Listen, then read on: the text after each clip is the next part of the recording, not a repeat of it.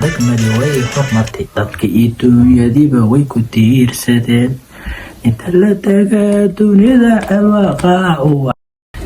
Assalaamu calaykum saaxiibayaal, kusoo dhawaada halkani waa Haldoor Media Group. maanta waxaa martino waa sida ujeedaanba Legend Boy. waayahay Legend Boy, maanta waxaan weydiin doonaa su-aalo dhowra. Legend Boy, kusoo dhawow Haldoor Media Group. waan ku dhowahay Haldoor Media Group. waxaan meeshaan ka salaamayaa dhammaan asxaabta ku xiran Haldoor Media Group. Okay, aada umahadsan tahay Legend. waxaan ku weydiin rabnaa su-aalo dhowra. haddii aan ku weydiin horta kow, magaca Legend maxaa u kaaga yimid? hooyadaa baa kuu baxsaday, asxaabbaa kuu baxsay? wallaahi magacan Legend Boy waa magac aad igu qaali ah. marka asxaab dhalinyaro ah oo saaxiibo aan ahayni yaa ii bixisay waqti hore. Waa ku baxsay aada weyn. sax. dad badan baa isweydiinaya Legend xagee deegaan wa?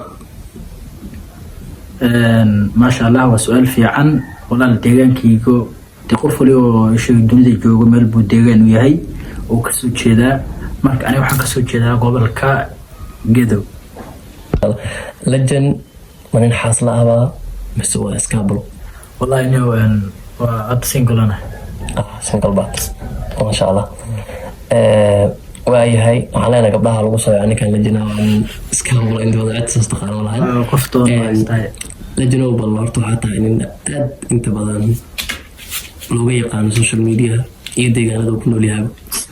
waraysiyo hore oo bixsan waa jiraan. waxaad noo sheegtay inaad tahay nin abwaana. bal hees adiga aad leedahay ma jirtaa oo maaragta aad noogu luuqeyn karto? heesayga inta heese fara badan markaas aan sameeye waa jiraan, inkastoo weli aanan music ama waxyaalaha u raadinin oo isheega aan weli taa ugu taligelin.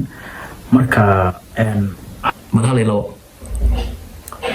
tibadaha kasoo loftalkaadii imaw degmadii way hormartay dadka iyo duunyadiiba way ku tiirsadeen inta la tagaa dunida alwaqaacu wacan qalbiga iigu degan awashada degma. marka waxyaalo fara badan.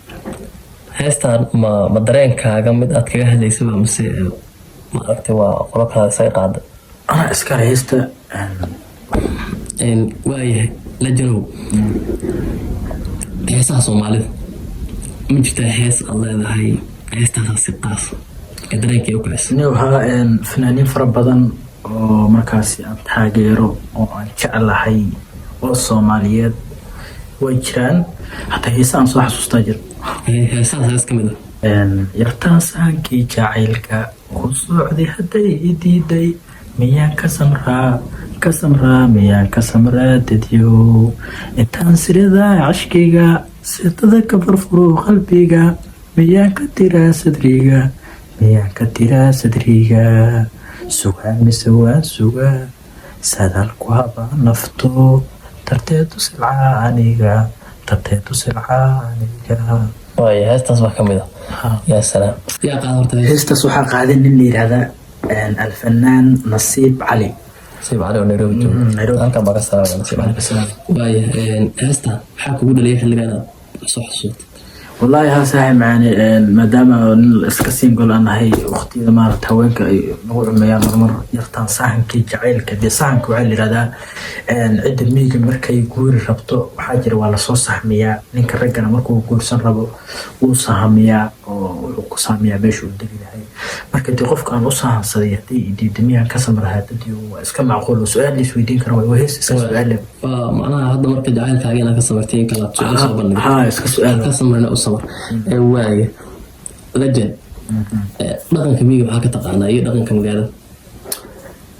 Soomaalida inta badan waxay u badan tahay sida la sheegay dad miyiga ka yimid. marka maxaa ka taqaanaa kala jamacan dhaqanka miyiga?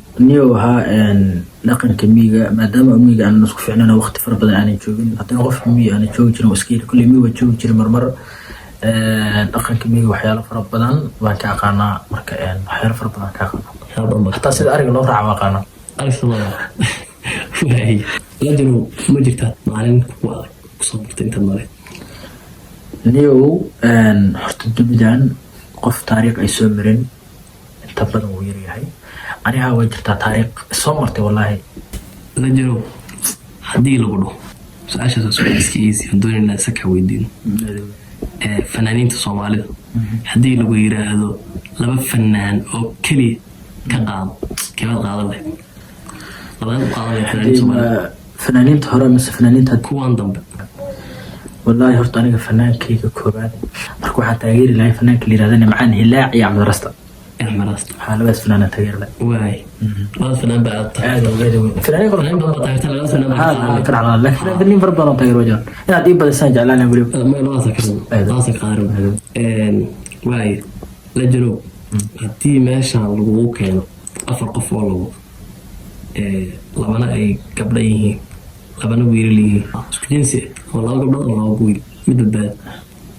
markaas ma labada gabdhood baa ay sheegay waxa la rag nin iyo naagna ma badbaadin karo laakiin sideen ama laba gabdhood badbaadina ama laba wiil labadaas mid badbaadi ay dhigayaan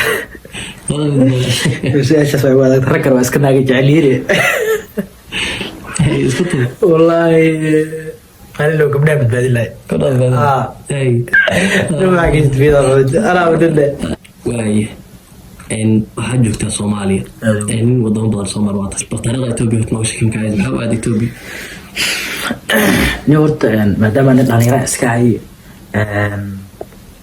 waxaan jeclahay inta badan maadaama ay suurtagal waysay inaan dibadda aado aan ku gaaray aan qaaradda Afrika soo koobo oo weelo fara badan ka soo baro sidaas ay u kalaftay kii Itoobiya iyo horta aan labada luqad maray koodi hataa xabsi cusbaan ku sigtay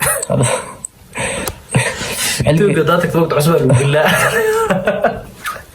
dadka waa bararsanaysa ka caawada aad adu buuras wadada adu buuran kelmada aan dadka amsantina adil wira ما هو ملاعب أنا نوقف عانسين والله صح ما هو ملاعب صابته يتاي قفك بلا آدم كأن نورشيسه وحيكون بس نتاي قلب جيسه حد يقف كقلب جيسه سجى وتشبيه نورشيسه أنا مركز كويسة مركز أنا هاتو ها يقدر عن أحسن من سنة هاي نوقف عانسين واي لجد هدي لو وira هذا وضن كنولو حكاية عجله هنا كنولو تو نرشة أنا ديلي هذا وضن كنولو أنا عالو كنولو هذا جعله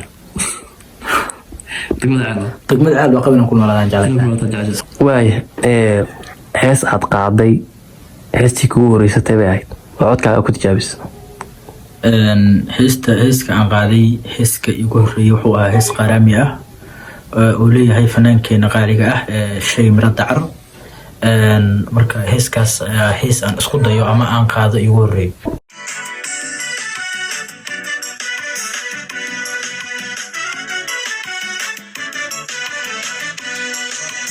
الدنيا ذو قربنا قحر إيو دباتيو قلالا سبدنا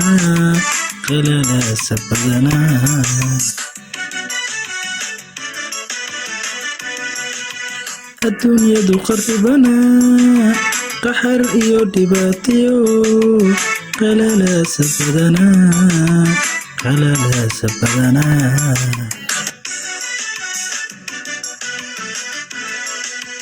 qofkii aan waraaqdiyo qayladan u dirayaa qalbigiisu adagaa